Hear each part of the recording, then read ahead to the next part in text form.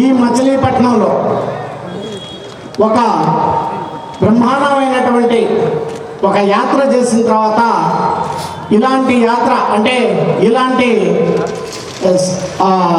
Rally ఎక్కడ కూడా నేను ఇంతవరకు చూడలేదు. అంత బ్రహ్మాండంగా ప్రజలు ఆదరించారు. మరి ఈ ర్యాలీని చూసిన తర్వాత ఇక్కడ ఉన్నటువంటి శాసనసభ్యుడు 4వ తారీఖు ఇంట్లో నుంచి బయటకు వచ్చే పరిస్థితి ఉండదు, జూన్ 4 నుంచి అనేటువంటి విషయాన్ని ఈ సందర్భంగా మీకు మనం చేస్తా ఉన్నాను. మీరు గత 5 సంవత్సరాలుగా నేను పార్లమెంటు సభ్యుడిగా మీరందరూ నేను పరిచయం డైరెక్ట్గా లేకపోయినా మీరు నన్ను గమనిస్తూనే ఉంటారు. ఏ రోజు నేను అతిగా ఎవరిని పొగడలేదు, అదే అని అతిగా ఎవరిని కూడా విమర్శించలేదు. ఈ మధ్య 4 నెలల కిందట మా వైసీపీ వాళ్ళు పిలిచి నువ్వు ఒక ప్రెస్ మీట్ పెట్టు, పవన్ కళ్యాణ్ గారిని గట్టిగా తిట్టాలి, చంద్రబాబు నాయుడు గారిని గట్టిగా తిట్టాలి అన్నారు. ఆ తిట్టడం అంటే మన వల్ల కాదురా బాబు, బందర్లో ఒకడు ఉంటాడు, అతనికి అప్పచెప్పండి, అతనికి మీరు ఏ లాంగ్వేజ్ కావాలంటే, ఏ పదజాలం కావాలంటే, ఏ భాష కావాలంటే అతను చాలా ప్రముఖుడు, అతను మాత్రమే చేయగలుగుతాడు. ఏదన్నా పోర్టుకు నిధులు తీసుకురమ్మండి, బాలశౌరి ఉన్నాడు. మెడికల్ కళాశాలకి నిధులు తీసుకురమ్మనండి, ఒక బాలశౌరి ఉన్నాడు. ముస్లిం సోదరుల కోసం సాధీన కోసం డబ్బులు తీసుకురమ్మనండి, బాలశౌరి ఉన్నాడు. కానీ మీరు తిట్టమన్నటువంటి తిట్లు తిట్టడానికి నా వల్ల కాదు అని చెప్పి బయటకు వచ్చానని చెప్పి సందర్భంగా మీకు మనం చేస్తాను. ఇక్కడ ఉన్నటువంటి శాసనసభ్యుడిని నేను అడుగుతా ఉన్నాను, మాట్లాడితే పవన్ కళ్యాణ్ గారిని ఆయన ప్యాకేజ్ ఇస్తారు అంటాడు. మరి గురుగుంజకి కింద మలుపు అర్థం తెలియదు దాన్ని. నేను చదువుతున్నాను పేరునని నువ్వు ప్యాకేజ్ ఇస్తారు అంటున్నావే, నువ్వేమన్నా సత్యహరిచంద్రుడు ప్రధాన కొడుకు అని చెప్పేసి నేను అడుగుతాను. నీ ఆస్తులు 2019లో నీ ఆస్తులు ఏంటి, నీకున్నటువంటి బాకీలేంటి, ఈరోజు నీకున్నటువంటి ఆస్తులేంటి, నువ్వు బినామీలో నువ్వు కొన్నటువంటి ఆస్తులేంటి, ఇవన్నీ తేలేటువంటి సమయం కూడా ఆసన్నమైందని చెప్పుకోవడం గట్టిగా ప్రశ్నిస్తాను. ఇక్కడ జన సైన్యం అంత తేలిగ్గా లేదు. నువ్వు మాట్లాడితే నువ్వు ప్యాకేజ్ తీసుకొని ప్యాకేజ్ ఇస్తారంటే ఇక్కడ పడటానికి ఎవరు లేరు అని కూడా ఈ సందర్భంగా నేను మనవి చేస్తా ఉన్నాను. మీ అందరికీ తెలుసు ఈ బందరు యొక్క పోర్టు నిర్మాణం నేను ఏ రకంగా ఈ డెవలప్మెంట్ యాక్టివిటీలో నేను భాగస్వామ్యం అయ్యాను కూడా మీ అందరికీ తెలుసు. అంతకుముందు పోర్టు దాదాపు 2 సార్లు ఫైనాన్షియల్ క్లోజర్ రిజెక్ట్ అయితే పవర్ ఫైనాన్స్ కార్పొరేషన్ చైర్మన్ ద్వారా ఒక పార్లమెంటు సభ్యుడిగా, స్థానిక పార్లమెంటు సభ్యుడిగా నా బాధ్యత నిర్వహిస్తూ మరి ఇక్కడ రాష్ట్రంలో ఉన్నటువంటి అధికారులను తీసుకెళ్ళి వాళ్ళ చేత మీటింగులు పెట్టించి దాదాపు 4,000 కోట్ల రూపాయలు తీసుకొచ్చి ఈరోజు పనులు ప్రారంభమవుతున్నాయంటే మీరందరూ ఆశీర్వదించి నన్ను ఢిల్లీ పంపబట్టే అది జరిగిందనేటువంటి విషయాన్ని కూడా సందర్భంగా మీకు మనవి చేస్తా ఉన్నాను. ఆ పోర్టు యొక్క నిధులు అవి తీసుకొచ్చి డైరెక్ట్గా కానీ స్టేట్ గవర్నమెంట్కి ఇస్తే వాళ్ళు దాన్ని వాడేసుకుంటారు. అందుకని దాంట్లో నేను చేయబెట్టనిలా, దాన్ని ఎస్క్రో అకౌంట్ అని చెప్పి ఆ అకౌంట్లో పెట్టించి డైరెక్ట్గా ఏదైతే పనులు అయ్యాయో స్టేట్ గవర్నమెంట్ ఇన్ని పనులు అయినాయి, ఇన్ని కోట్ల రూపాయలు పని అయిందంటే ఒక లెక్క ఇవ్వటం మాత్రమే, ఒక కాగితం ఇవ్వటం మాత్రమే.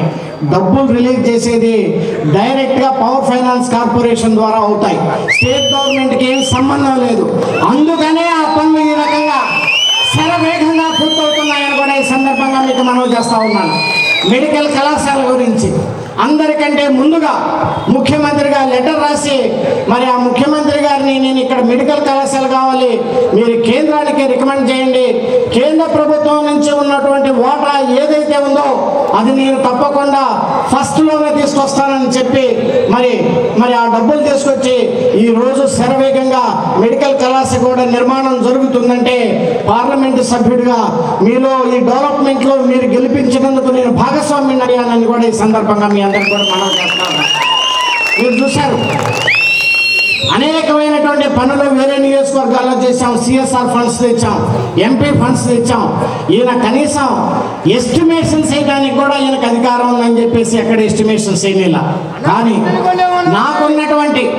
నాకున్నటువంటి అనుభవంతో ఈరోజు యాదవ్ కళ్యాణ మండపంకి దాదాపు ఈయనకు సంబంధం లేదు కానీ విషయం కాబట్టి ₹1 కోటి తీసుకొచ్చి దానికి శంకుస్థాపన చేసి త్వరలో పనులు ప్రారంభిస్తామనేటువంటి విషయాన్ని కూడా ఈ సందర్భంగా మీకు మనవి చేస్తా ఉన్నాను.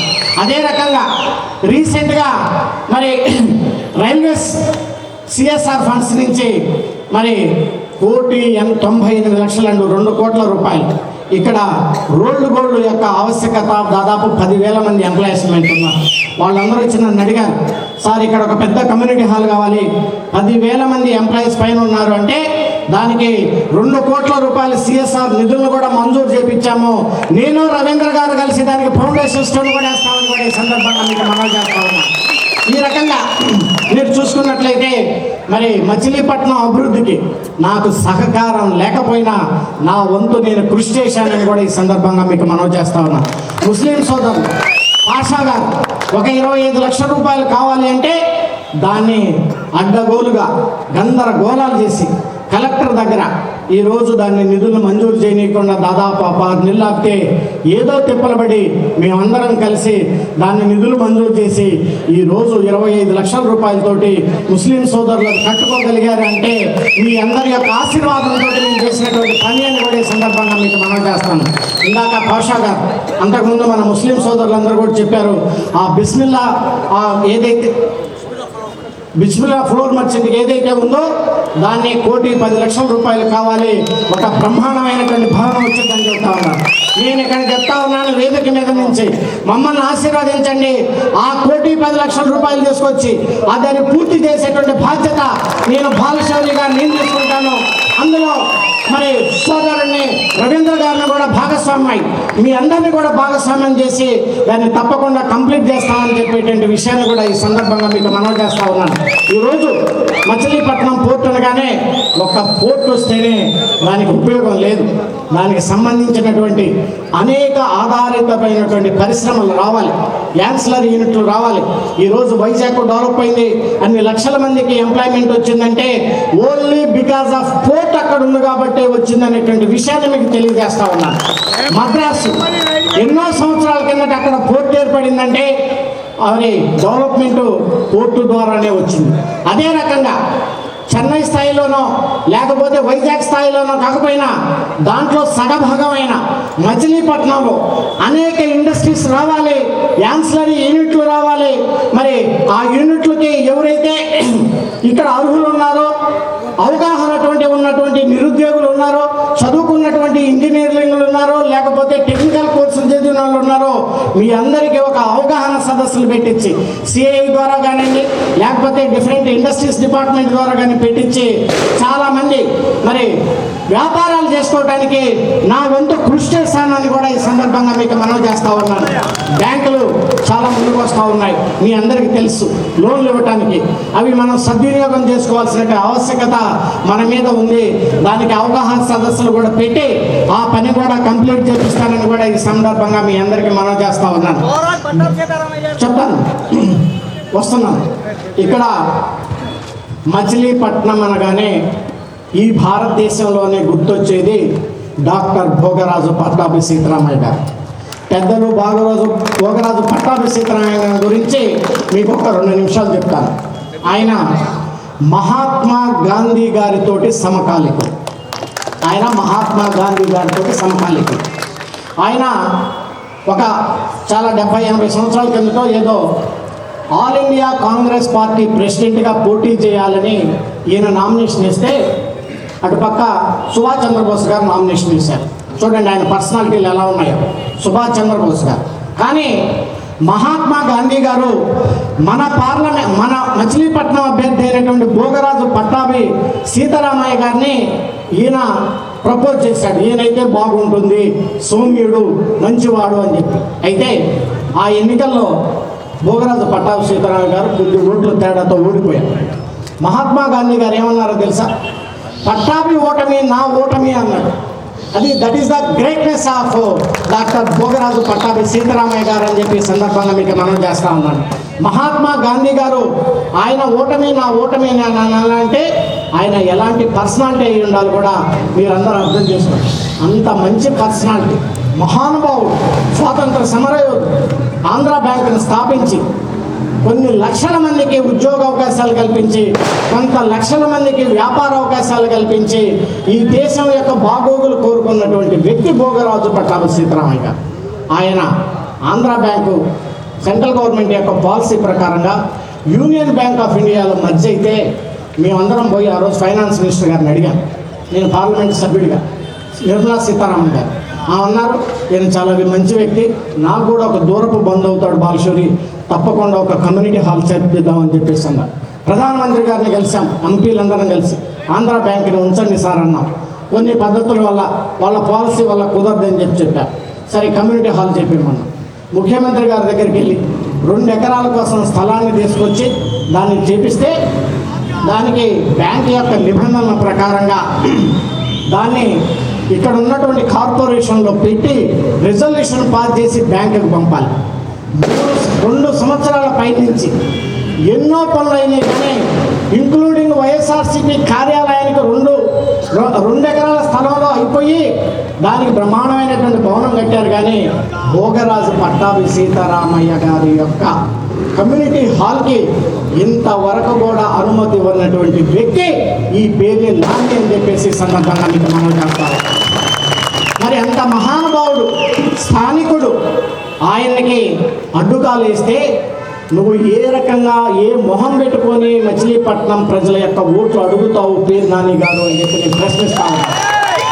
ఈ విషయాన్ని మీరు ఎవిడెన్స్గా అన్ని తీసుకోండి, అన్ని పాంప్లెట్స్ కొట్టించండి, వీధిన పంపండి.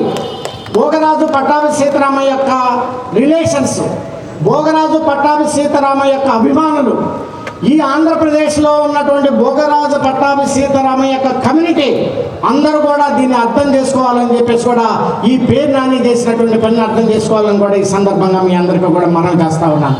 నేను చెప్తా ఉన్నాను, మనం అధికారంలోకి రాగానే బ్రహ్మాండమైనటువంటి ఒక మంచి కమ్యూనిటీ హాల్, అంటే హైదరాబాద్లో రవీంద్ర భారతిని చూసాం, ఆ స్థాయిలో మచిలీపట్నంలో కట్టిస్తామనేటువంటి విషయాన్ని నేను ఈ సందర్భంగా మీ అందరికీ కూడా మనం చేస్తూ ఉన్నాను. అంబేద్కర్ భవనం ఉంది, పాడుపడిపోయింది. నేను ఎస్టిమేషన్ చేయించడానికి కలెక్టర్ గారికి, ఏఈ గారికి అడిగితే అది ఆయన ఒప్పుకోవట్లేదు సార్, మా వల్ల కావట్లేదు అంటున్నాడు. సరే ఆయన ఏదో ముఖ్యమంత్రి గారితో చెప్పి ఒక అనౌన్స్ చేయించాడు. రూపాయి డబ్బులు వచ్చినాయి, అంబేద్కర్ భవన్కి రూపాయి డబ్బులు. అమ్మ పెట్టదు, ఎవరన్నా పెడితే పెట్టని. ఇది ఇక్కడ ఉన్నటువంటి పరిస్థితి. ఇలాంటి అభివృద్ధిని అడ్డుకునేటువంటి వ్యక్తి ఈ మచిలీపట్నం అసెంబ్లీకి అవసరమా అని చెప్పేసి ప్రతి ఒక్కళ్ళు కూడా ప్రశ్నించుకోవాలి అని చెప్పేసి కూడా ఈ సందర్భంగా మీకు మనం చేస్తా ఉన్నాను. ఈయన మహా తెలివికల్లోడు, బ్రహ్మాండమైన అన్ని తెలివితేటలు విపరీతంగా ఉంటాయి. ఈయన పైన ఆయనటువంటి నరం బట్టి పనులు ఏ రకంగా కావాలంటే పవన్ కళ్యాణ్ గారిని రెడీ అయిపోయి పొద్దున్నే ఒక 6 గంటల సేపు ప్రెస్ మీట్ పెడితే ఆయనకు ఒక 4 రోజుల పాటు పనులు అయిపోతాయి.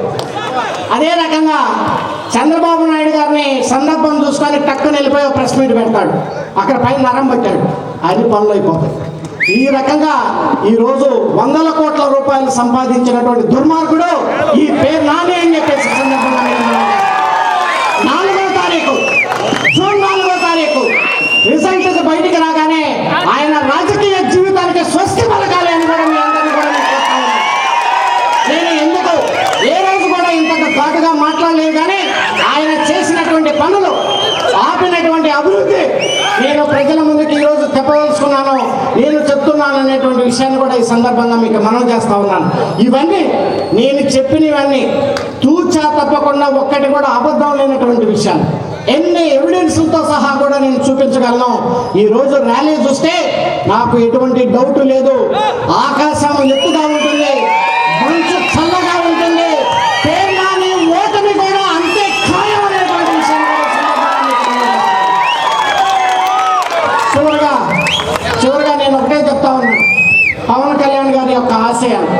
ఆయన ఒక సామాన్య మానవుడిలాగా ఉండాలి, బాపుసరి అవసరం లేదు, ప్రజలకు సేవ చేయాలనేటువంటి ఆలోచన పరు. అదే రకంగా ఈరోజు చంద్రబాబు నాయుడు గారు కూడా ఒక మంచి ఆలోచన పరుడు, డెవలప్మెంట్ యాక్టివిటీస్ చేద్దాం అనేటువంటి వీళ్ళ ఇద్దరి కలయికతోటి పైన ఉన్నటువంటి ఎన్డీఏ యొక్క ఆశీర్వాదంతో అనేకమైనటువంటి అభివృద్ధి కార్యక్రమాలను మనం చేపడదామని చెప్పేసి కూడా ఈ సందర్భంగా మీకు మనవి చేస్తా ఉన్నాను. ఈరోజు మచిలీపట్నం పోర్ట్ నుంచి విజయవాడ వరకు 4 లైన్లు ఇమ్మీడియట్గా 6 లైన్లు కూడా కాబోతా ఉంది అనేటువంటి విషయాన్ని కూడా ఈ సందర్భంగా మీకు మనవి చేస్తా ఉన్నాను. రైల్వే కనెక్టివిటీని కూడా పెడలకి తీసుకొస్తా ఉన్నాం. రైల్వే కనెక్టివిటీ వచ్చింది. ఎవరైనా సరే వ్యాపారస్తులు చేసుకోవాలంటే డైరెక్ట్గా గూడ్స్ పోర్ట్లోకి వెళ్ళేటట్టు ఉంటాయి. మీ ట్రాన్స్పోర్టేషన్ కాస్ట్లు కూడా తగ్గుతాయని కూడా ఈ సందర్భంగా మీకు మనవి చేస్తా ఉన్నాను. ఒక పోర్ట్ వస్తే రైతాంగం ఈరోజు వడ్లు ఇక్కడ నుంచి మరి వడ్లు విపరీతంగా ధాన్యం ఉంటుంది. మరి ధాన్యం ఎక్స్పోర్ట్ చేసుకోవాలంటే మనం ఇక్కడ నుంచి అప్ టు కాకినాడ దాకా ట్రాన్స్పోర్ట్ ఉంది. అదే మనకే పోర్ట్ ఉంది కాబట్టి ఆ బస్తాకి మిగిలేటువంటి 100-200 రూపాయలు కూడా ఎక్స్పోర్ట్కి అది రైతులకు కూడా ఉపయోగం ఉంటుందనేటువంటి విషయాన్ని కూడా ఈ సందర్భంగా మీ అందరికీ కూడా నేను మనవి చేసుకుంటాను. మీలో డెఫినెట్గా అభివృద్ధిలో ఒక సామాన్యంగా ఒక మీలో ఒకటిగా నేను మమేకం అవుతాను. నాకు ఎటువంటి యుగో ప్రాబ్లమ్స్ లేవు, అలాగే ఎటువంటి దురాలోచనలు ఉండవు. మీరు ఇచ్చినటువంటి అవకాశాన్ని సద్వినియోగం చేసుకొని ఒక పార్లమెంటు సభ్యుడిగా మీకు ఏ రకంగా అయితే కోరుకుంటారో ఆ రకంగా నేను మీకు ఉపయోగపడతాననేటువంటి విషయాన్ని కూడా మీ అందరికీ చేసుకుంటూ మచిలీపట్నం నుంచి రేపల్లెకు ఉన్నటువంటి రైల్వే లైన్ కూడా చిరకాల కోరిక ఉంది. అది కానీ వస్తే మచిలీపట్నం నుంచి మీకు చెన్నై పోవాలంటే ఇటు గుడివాడ విజయవాడ మీద నుంచి పోకుండా 50 కిలోమీటర్లు స్టార్ట్ తగ్గిపోయి అది కూడా వైబిలిటీ వస్తుంది పోర్టుకి. దాన్ని కూడా డిపిఆర్లో చేర్పించి అది ఎలా చేయాలో పిఎం గతిశక్తి అనేటువంటి పథకం ద్వారా చేర్పించి వీటన్నిటిని కూడా పూర్తి చేయడానికి నా వంతు తప్పకుండా ప్రయత్నం చేస్తాను. మీరు మమ్మల్ని ఆశీర్వదించండి అని నన్ను కొల్లు రవీంద్ర గారిని ఆశీర్వదించమని చెప్పేసి కోరుకుంటూ చివరిగా నేను ఒకటే కార్యకర్తలను కోరుతా ఉన్నాను. ఇక్కడ ఓటు ట్రాన్స్ఫర్ అనేటువంటిది చాలా ఇంపార్టెంట్ విషయం. జనసైన్యానికి జనసైన్య బలం ఉంది, తెలుగుదేశానికి తెలుగుదేశం బలం ఉంది, కొంతమంది బీజేపీ కార్యకర్తలు వాళ్ళకి బలం ఉంది. దయచేసి ప్రతి ఓటు కూడా మొదటి ఓటు మీరు వేసేటువంటి ఓటు ఎన్నికల యొక్క రూల్స్ ప్రకారంగా కలెక్టర్ గారి రూల్స్ ప్రకారంగా మొదటి ఓటు ఎంపీ చేయాలి. అది గాజు గ్లాసుపై వేసి నన్ను గెలిపించమని చెప్పి రెండో ఓటు శాసనసభ అసెంబ్లీకి ఉంటుంది. అది కొల్లు రవీంద్ర గారు ఇటు జనసేన అటు బీజేపీ ఇద్దరం కలిసి చేస్తున్నటువంటిది కొల్లు రవీంద్ర గారు. ఆయనకి సైకిల్ గుర్తు మీద వేసి ఎటువంటి కన్ఫ్యూజన్ లేకుండా ఎటువంటి ఇబ్బందులు పడకుండా చిన్న సమస్యలు ఉంటే దయచేసి మీరే పరిష్కరించుకొని ఎటువంటి విభేదాలకు లేకుండా పర్ఫెక్ట్గా మీరు ఓటు ట్రాన్స్ఫర్ చేయండి అని చెప్పేసి ఈ సందర్భంగా మిమ్మల్ని అందరినీ కోరుకుంటూ చివరిగా పెద్దలు గౌరవనీయులు కొనకళ్ళ నారాయణ గారిని గురించి కూడా ఒక 2 నిమిషాలు నేను చెప్పాల్సినటువంటి అవసరం ఉంది. మరి ఏ పార్టీ నుంచి అయినా ఆయన ఒక చిన్న స్థాయి నుంచి లోక్సభకి పార్లమెంట్కి 2 పర్యాయాలు 10 సంవత్సరాలు ఆయన పనిచేశారు. ఆయన కూడా నాలాగే సోమ్యుడు ఎక్కడ పడితే ఇది అనవసరంగా మాట్లాడే వ్యక్తి కాదు. నేను కూడా ఈరోజు మాట్లాడానంటే శాసనసభ్యుని గురించి మాట్లాడాను, కానీ విరక్తి పుట్టే లేకపోతే నేను ఇప్పుడు మాట్లాడలేదనేటువంటి విషయం కూడా చెప్తా ఉన్నాను. ఆయన యాక్చువల్గా అయితే ఈరోజు జనసేన పార్టీ తరఫున కలయిక కానీ లేకపోతే ఆ సీటు పెద్దలు కొనకళ్ళ నారాయణ గారిది నోట్ అవుట్ అందులో మనం కానీ ఆయనకి ఒక రాష్ట్ర స్థాయిగా ఒక మంచి పేరుంది, చంద్రబాబు నాయుడు గారి దగ్గర ఒక మంచి పేరుంది, పార్టీలో ఒక పేరుంది. అటువంటి మంచి పేరు ఉన్నటువంటి వ్యక్తి ఆయన అర్హుడు, 100% అర్హుడైన ఇది జనసేన పార్టీకి ఇస్తే ఆయన చాలా నవ్వుతోటి నన్ను ప్రేమగా ఆప్యాయంగా పలకరించి నన్ను ముందుంచి ఆయన నడిపించినందుకు నేను హృదయపూర్వకంగా కూడా కొనకళ్ళ నారాయణ గారికి నా ధన్యవాదాలు తెలియజేస్తాను.